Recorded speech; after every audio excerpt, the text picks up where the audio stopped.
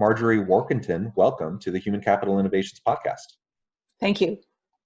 I'm super excited to have the chance to talk with you today. We're going to be discussing something that is near and dear to my heart, and that is change.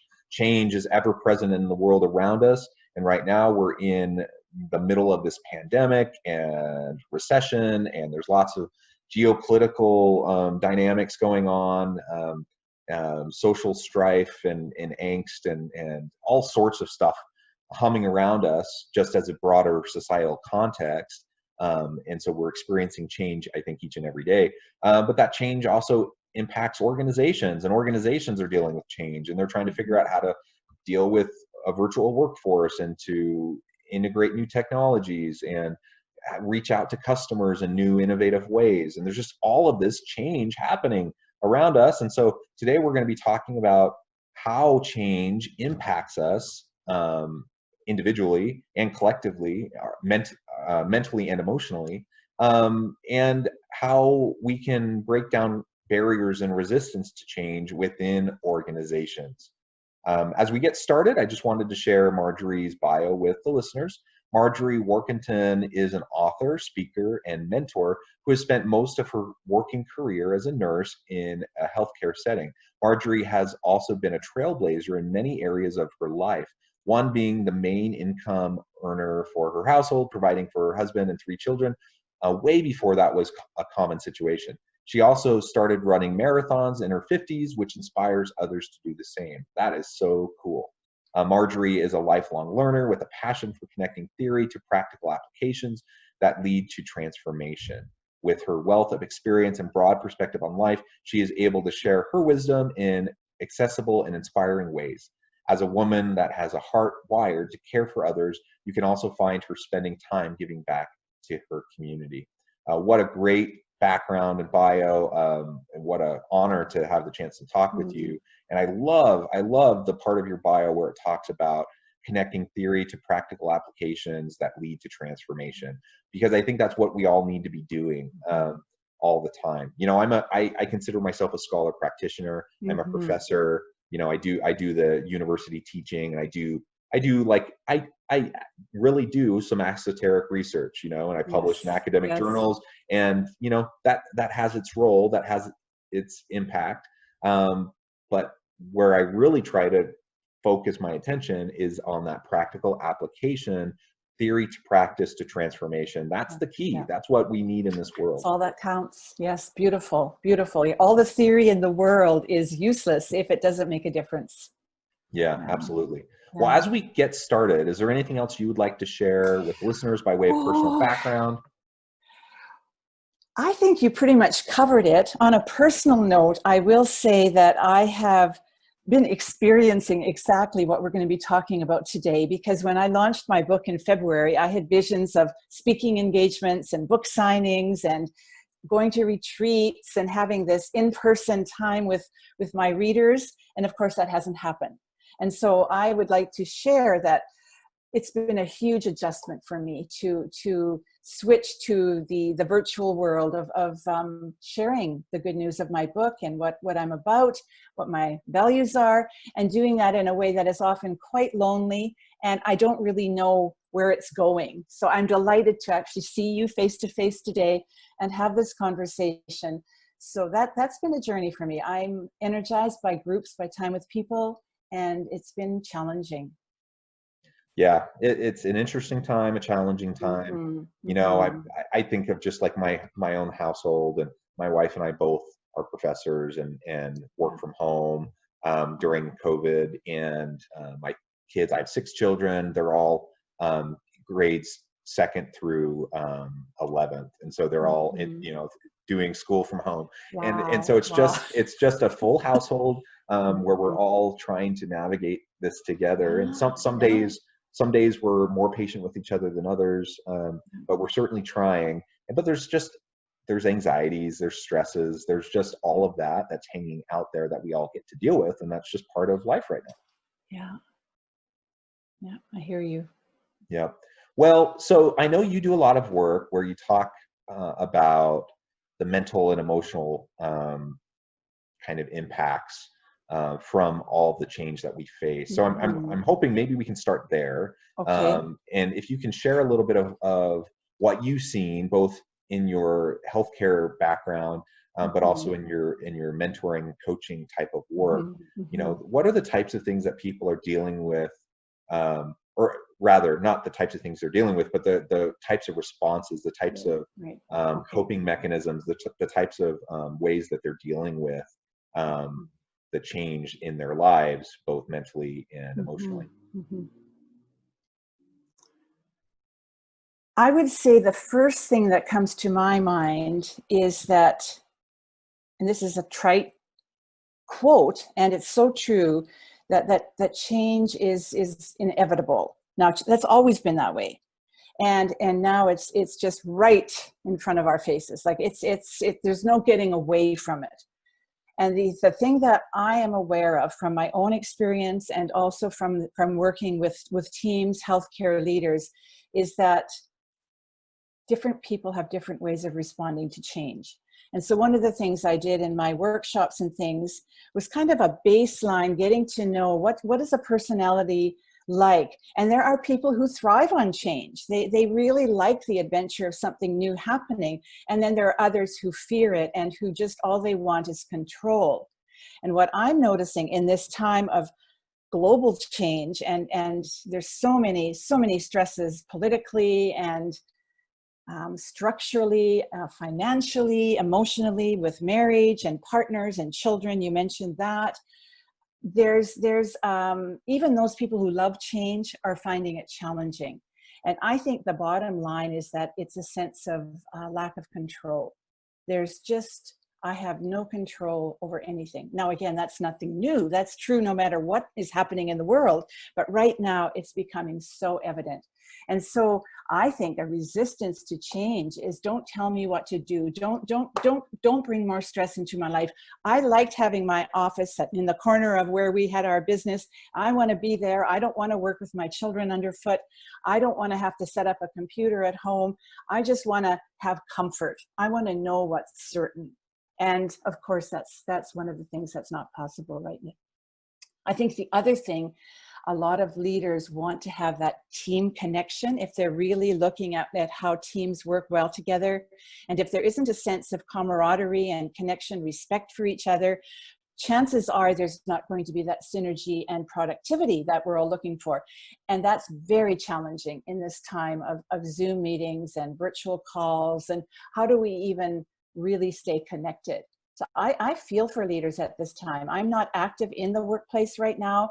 And I'm imagining if I would have had to give up my in-person workshops and my leadership team meetings and that even one-on-one conversation with challenges that people are having, I think that's one of the things that's causing resistance right now. Is it's just plain hard.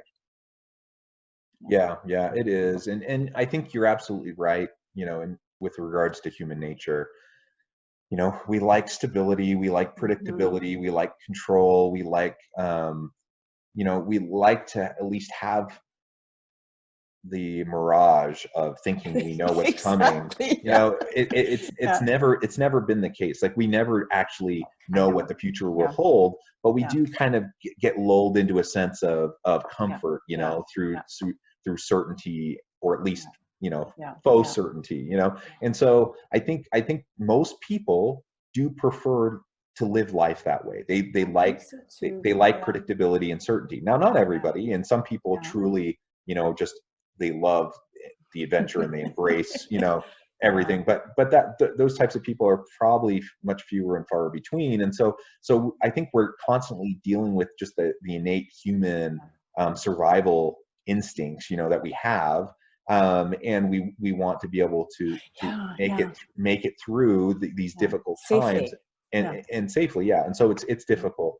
And so, you know, whether it's at home, whether it's in our neighborhoods, in our communities, in the workplace, I think that's what we're up against when change is afoot.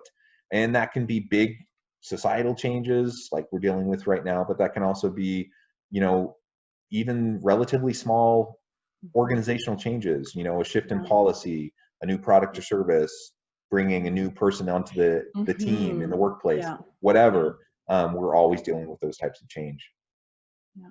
One of the things that I think has helped me in my journey of approaching change is I know my personality is such that I want to be part of the process. And I can remember when I was working in the healthcare system, if I was just told, oh, this is a new policy, or by the way, this is what's happening, I had huge resistance. I just thought, it's not like I didn't necessarily want to do the change. I just want to be part of the process.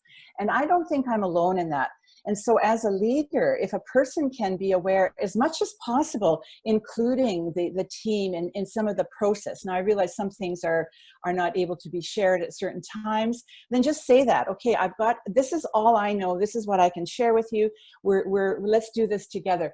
And so there's a respect for the intelligence and the willingness. So imagining that my team actually is willing to go in this direction, not making up a story that they're resistance and labeling them as problems. And maybe they have some gifts that they can bring to the process of change if I as a leader am willing to ask them, look for it, and look for what I want more of, rather than just focusing on the problems and the resistance. I think labeling is a huge disservice, no matter who we are. As a parent, as a leader, as an office manager, it doesn't matter. So being curious, what's really going on? How much can I share? That transparency, I think it's not always possible. I get it. And often there's a lot of hidden agendas that don't have to be hidden. That's the thing. I'm a big proponent, of the general principle of transparency and over communication. And I think most of the time, not always, sometimes there's legitimate reasons to not be more transparent. But most of the time, when when leaders try to make justifications for not being more transparent, it actually is because of those hidden agendas and personal agendas and kind of the backroom politicking. And it has really nothing to do with what would actually be most useful or successful for the organization or the people. So as a general rule, I think we need to push ourselves towards more communication, more transparency when it comes to change initiatives within an organization. And I think you're absolutely right that employees want to be involved to some extent. I did. Yeah. I mean, and not everyone wants to be involved at a super high level, but people want to be informed at a minimum, and they want to be involved in the process. And so as long as you make a good faith effort to involve people and to have discussions and to be transparent, I think most people, even though they don't like change, even though they'd like things to stay the same, if you can explain the why to them and really share with them and help them understand why this is important, then most people will come around. The other piece that just came up, if I can interrupt you here, is the idea for me of accepting what I can't change. Now that's a really hard one for me. And I think there's times, whether it's in the workplace or in my home life or with my relationship with my husband, if I focus on what I can control, then there's a sense of ease, and I'm not spinning my wheels it shouldn't be this way. That's one of my downfalls. As soon as I hear myself saying that, I think, okay, it's time to step back. What do I really want? And can I take steps for that? And sometimes it's just my attitude, really, Jonathan, that can change. I think for me, part of it also is seeing the change as, what if there's some adventure that lies around the corner with this change? I don't know that yet. And for me in my personal life, and I talk about this in my book, some of the changes I made professionally, I'm so happy now that those changes happened. I didn't know it at the time. And so to have faith and trust that, okay, maybe this isn't all bad. Like there's maybe something that will come out of this, that I can learn a new skill, or I find a new friend, or I can actually rise to the challenge and see myself as living my life as a person who has control and is creative rather than a victim. Yeah, I really like the idea of focusing on our kind of sphere of influence, what's within our control. Because there's just simply, I mean, there's so much that's outside of our control. And perhaps it comes back to what we were discussing earlier in human nature. We like control, we like predictability, we like certainty. the reality is the world at large, the external environment is not predictable. It's No, not it's not. certain, Mm-hmm. and we can't control it.